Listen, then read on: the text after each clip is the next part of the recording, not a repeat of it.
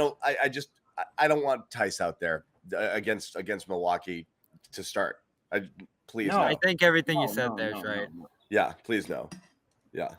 Please, basketball gods. Please. Yeah. And Ime did say he thinks Rob should be ready to go by the next time they play, which take that for what it is. And he had the 24-minute limit tonight, which was, I think, a pretty big leap up on. You knew he was playing more because he got 2 stints in the first half, so you knew they were upping him. You know, he got one stretch in the first half and the second half of last game, and still ends with 14 though. What's that? Still ends with 14. They reached a point where it wasn't working, so I think they cut it down a little bit. It wasn't. Grant was so much more effective. Yeah. And Grant, man, what an effort. Grant got the brownie. Yeah, I heard that coming in. Man, I wrote about him for Boston Sports Journal last week because he really is a remarkable case to look back on. We throw it back 1 year ago to this series.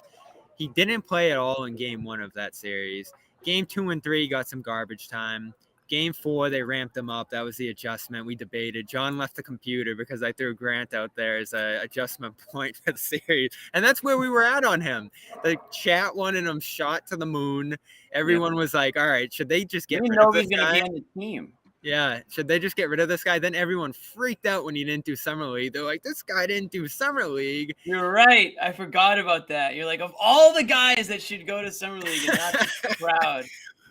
But he was ready to go. Oh, man, he lost the weight. He was ready to defend the perimeter. He's hitting every three he takes. 3 straight threes again in the first half to give them some breathing room. But again, defense. I've gotten used to the threes. I'll never get used to him locking down Kevin Durant on the perimeter. I can't wrap my brain around that. And I saw it early. I was like, wow, what a rotation game 1. He just rotated in there so well against that defense. And I'm just looking at the Celtics pressers right now. I think Joe Sway's in there grabbing Jalen and Jason, so he should be with us shortly. But yeah, Grant, what an evolution. Not only what amazed me with him this year was not only the spike in his play, but his bold attempt at becoming a leader as well. Like, I go back to that San Antonio game. They lost on the road, 15-0 run late. DeJounte Murray just punked them. They fall to 10-10. And who's on the podium as we're kind of debating the leadership void there? And it's Grant saying, like, we can't get this together next year. We got to get this together this year, not 4 years from now, right now.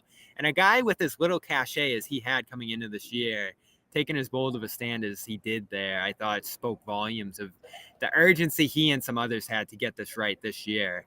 I don't think any of us thought they'd have the turnaround they did, but it was urgency like his, and really his hot start to the year too, that gave them some hope. And man, you need guys like this in the playoffs.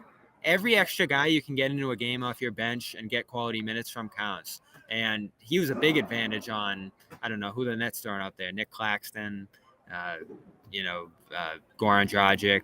Right. You had a significant bench advantage in this series. I agree with pretty much everything. We lost John, by the way. Oh, we can't hear John. Yeah. Good. Perfect. Then we can get something in. Nope, we can't hear you. No.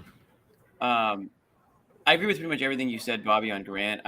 I thought at the beginning of the year when we were as low as we could possibly be on this team, Grant was the one player we were like, give him the captaincy. He's actually talking like he wants to be here, like he wants to play on this team, like he wants to be a part of something. Like nobody else was stepping up and sort of taking on any sort of leadership role at all. I think that's something that we knew about Grant for a while, is that he's a vocal guy.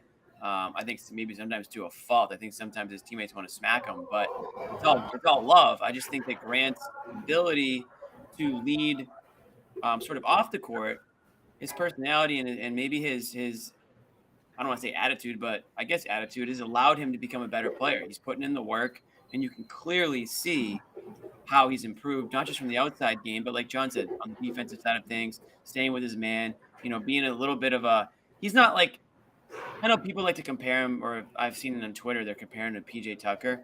I don't think he's that level of bruiser, certainly, and like the toughness isn't quite there, and he's not as physical, but I still think he can get close to that. He can be. Yeah, later in his career, that's something that he can probably add at another point. But his outside shot is, man, it's already there. I don't know if Kyrie Irving just didn't get the scouting report on Grant, but he just left him open at one point for a wide open 3 in the corner. And there was some huge, huge shots from Grant in this game 4. and that's why he was our easy choice for Brownie. The Brownie. Johnny, got the you brownie. there you are. Can you hear me? Okay, yeah. Do we have Jack, a Brownie leaderboard? We should go back and keep track. I know that Jaylen Brown has the fewest brownies.